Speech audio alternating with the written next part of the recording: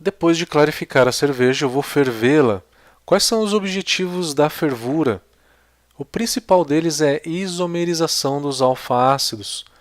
Os alfa-ácidos são as substâncias no lúpulo que dá amargor à cerveja.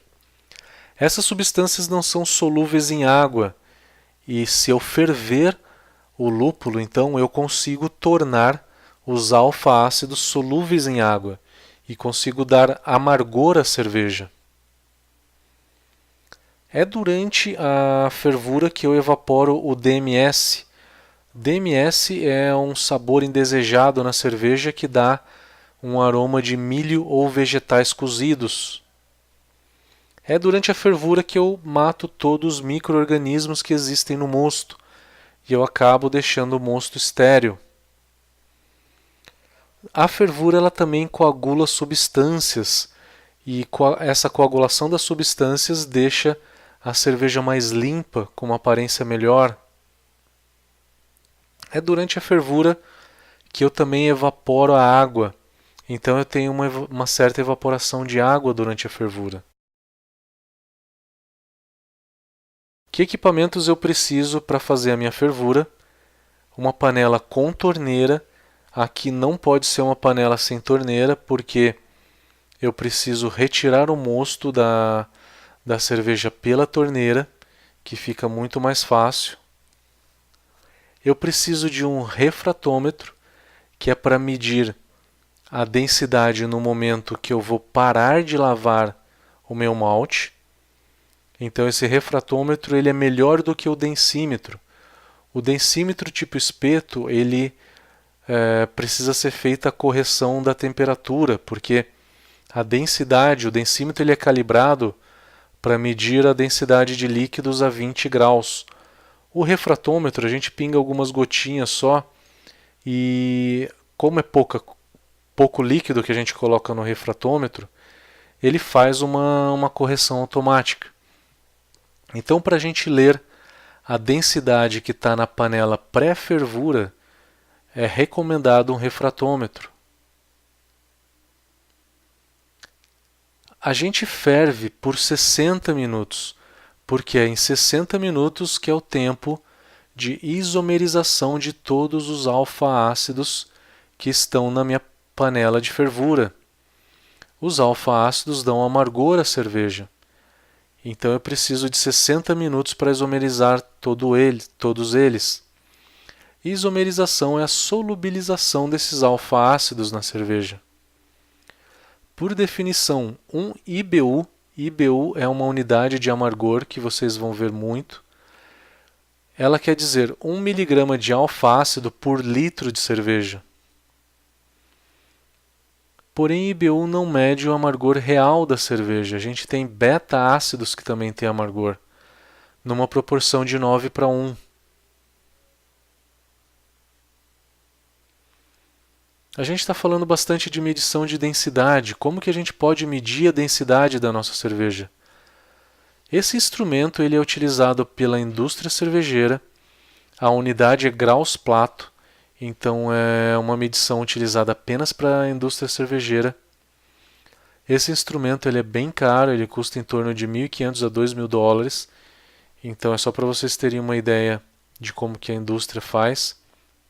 Em casa é muito melhor a gente ter um refratômetro, que tem um preço muito mais acessível. O refratômetro ele é originário da indústria de vinhos, da indústria de sucos.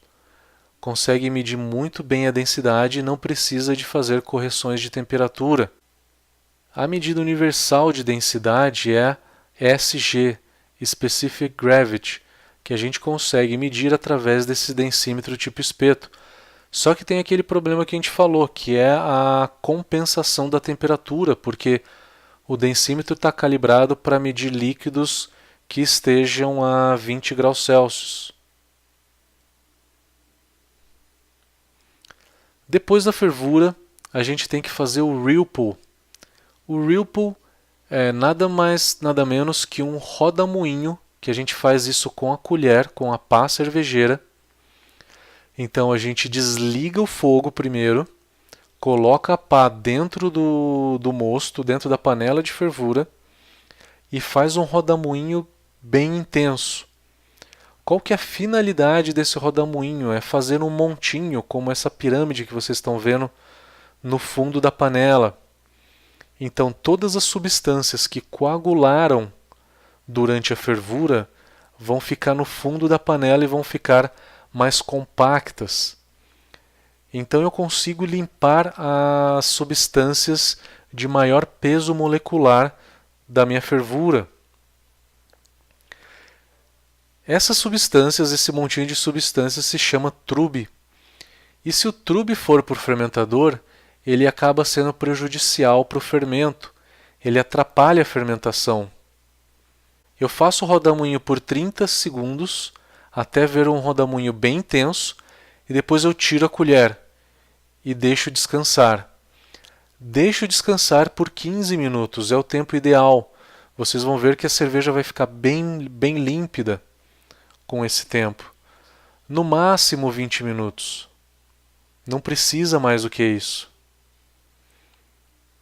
Depois que eu limpei a minha cerveja fazendo o Ripple, eu preciso resfriá-la o mais rápido possível. Resfriamento longo gera um off-flavor chamado DMS, que é um sabor indesejado que dá aroma de milho ou vegetais cozidos.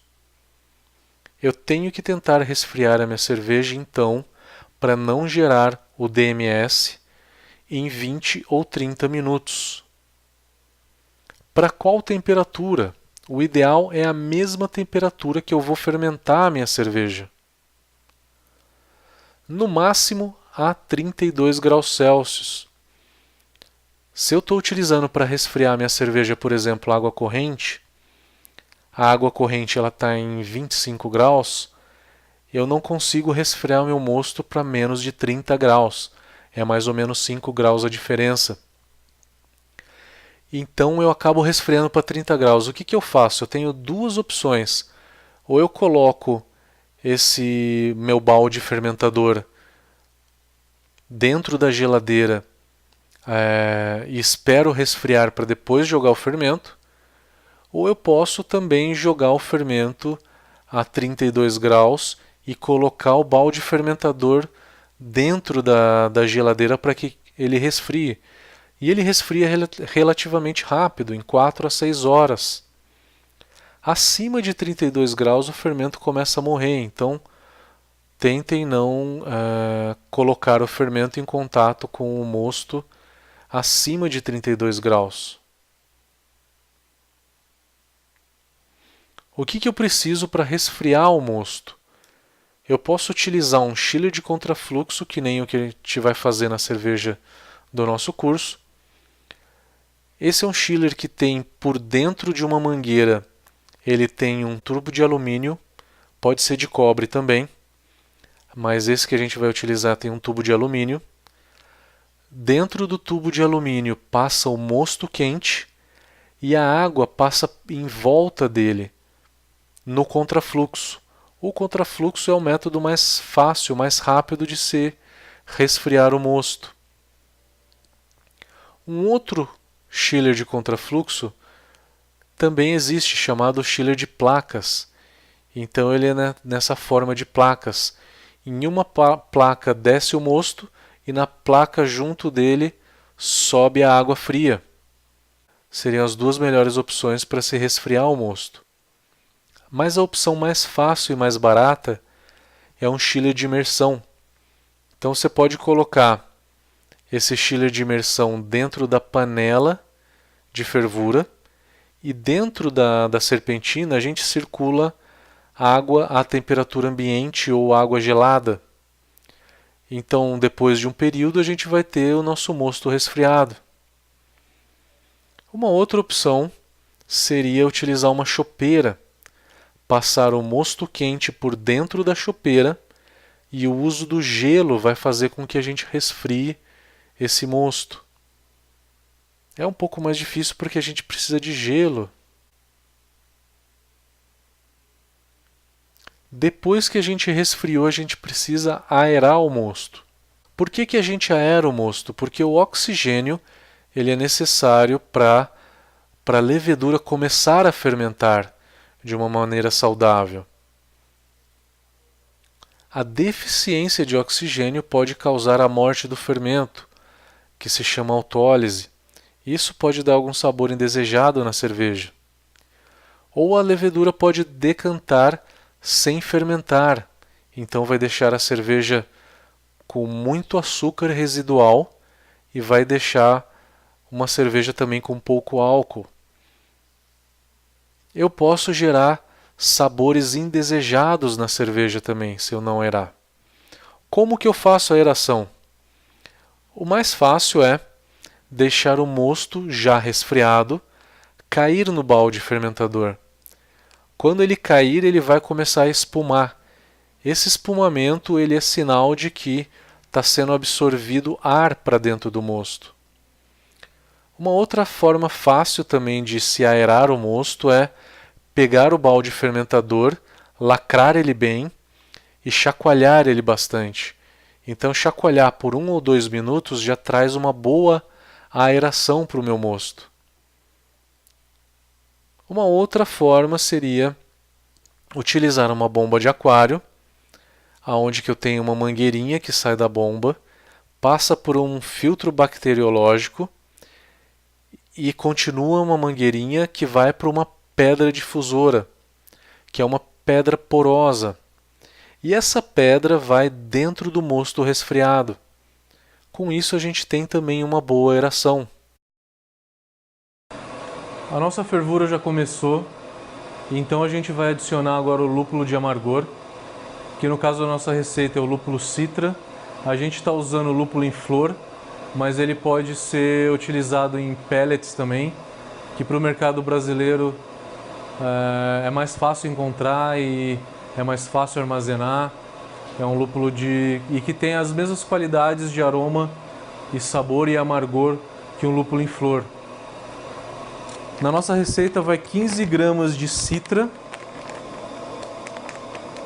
e a gente vai deixar esse lúpulo fervendo por 60 minutos. Então, quanto mais tempo fica fervendo o lúpulo, mais amargor, mais isomerização de alfa-ácidos a gente tem. Passaram-se 50 minutos desde que a gente adicionou o primeiro lúpulo. Agora a gente vai fazer a segunda adição de lúpulo. Esse é um lúpulo que vai ficar dentro da panela de fervura por 10 minutos. A intenção desse lúpulo é dar sabor, um pouquinho de aroma, mas muito mais sabor de lúpulo na cerveja. São 20 gramas de citra, a gente está utilizando o lúpulo em flor. Vamos contar 10 minutos a partir de agora e assim a gente vai desligar o fogo, terminando então a nossa fervura. Posteriormente a gente vai fazer o Whirlpool, depois resfriar esse mosto para ser fermentado. A fervura acabou, então deu-se 10 minutos após a última adição de lúpulo. Agora a gente vai fazer o Whirlpool. O Whirlpool nada mais é que um rodamuinho que a gente vai girar com a pá. Esse rodamuinho vai ajudar a decantar todas as substâncias, lúpulo, proteína, proteínas coaguladas com polifenóis, todas as substâncias pesadas vai ajudar a decantar. E decantando, elas vão ficar no trube quente, que é o que a gente chama de trube quente, e não vão para o fermentador. A gente vai deixar, depois de fazer o rodamuinho, 15 minutos. Depois a gente vai usar um chiller de contrafluxo para fazer o resfriamento o mais rápido possível. Esse chiller de contrafluxo está ligado na panela através de uma bomba de recirculação. Então, essa bomba vai bombear o mosto para dentro do chiller. Bombeando o mosto quente para dentro do chiller, o contrafluxo vai ser com a água de rede que a gente tem, a água da Sabesp. E vamos começar a fazer o Whirlpool.